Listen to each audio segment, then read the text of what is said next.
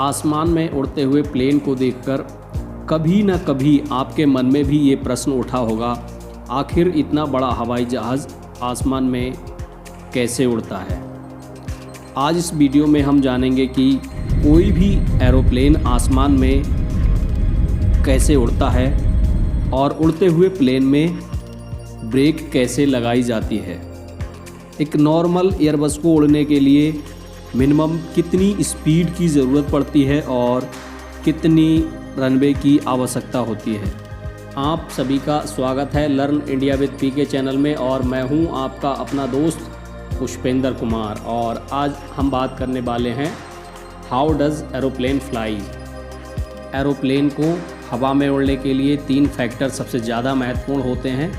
सबसे पहला फैक्टर है एरोप्लेन का इंजन, जो कि प्लेन का पावर सोर्स होता है और ये प्लेन को फॉरवर्ड डायरेक्शन के लिए थ्रस्ट प्रोवाइड कराता है।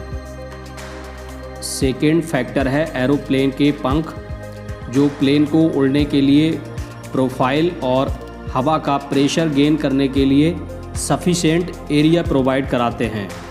थर्ड फैक्टर है एरोप्लेन की टेल, जो एरोप्लेन का संतुलन और प्लेन को डायरेक्शन प्रोवाइड करने में हेल्प करती है। सबसे पहले किसी भी प्लेन के उड़ने की बेसिक फिजिक्स को समझते हैं। इसमें एक प्लेन है जो कि हॉरिजॉन्टल और वर्टिकल एक्सिस में है, और ये जो आप देख रहे हैं ये एरोप्लेन का ब्लेड है जिसे एयरफॉइल या ब्लेड बोलते हैं, और ये वर्टिकल एक्सिस है। इसमें 2 एक्सिस लिए गए हैं, एक वर्टिकल और एक हॉरिजॉन्टल। ये दूसरा हॉरिजॉन्टल है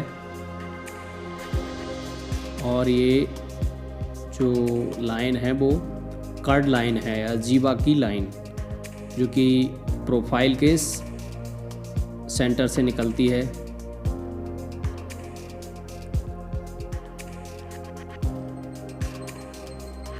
और ये हॉरिजॉन्टल प्लेन का एक्सिस है।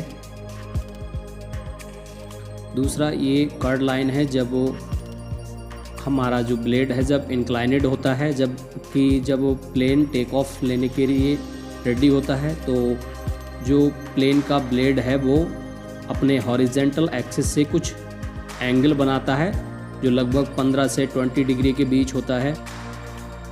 इसी एंगल की वजह से ब्लेड या एयरफॉइल पर टकराने वाली एयर को जो एरिया है वो काफ़ी ज़्यादा मिलता है, और जिसकी वजह से एयर का प्रेशर पहले से कई गुना बढ़ जाता है। इसी एयर प्रेशर की वजह से प्लेन का लिफ्ट फोर्स काफ़ी बढ़ जाता है और प्लेन को टेक ऑफ करने के लिए पर्याप्त मात्रा में लिफ्ट फोर्स मिलता है, और इसी लिफ्ट फोर्स की वजह से प्लेन आसानी से हवा में उड़ने लगता है।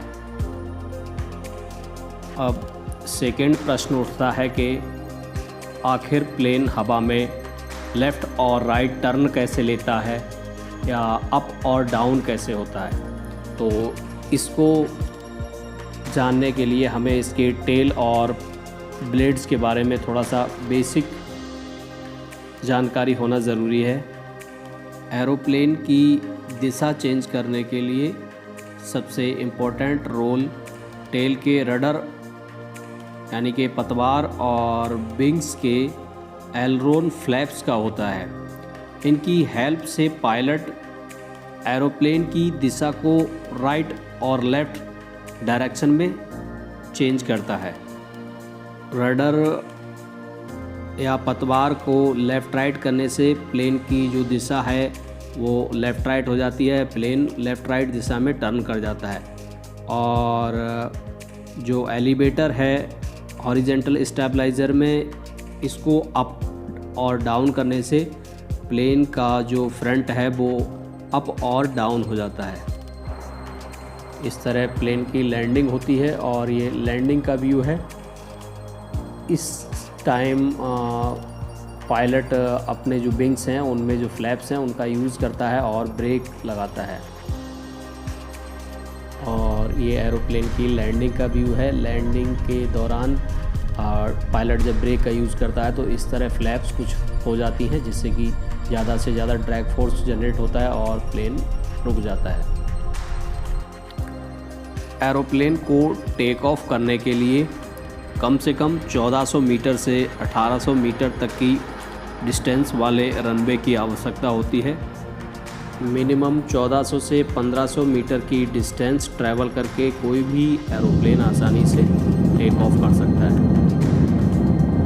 किसी भी एरोप्लेन को टेक ऑफ करने के लिए कम से कम 270 किलोमीटर प्रति घंटा से 290 किलोमीटर प्रति घंटा की स्पीड की ज़रूरत पड़ती है, और इस स्पीड पर कोई भी एरोप्लेन आसानी से टेक ऑफ कर सकता है।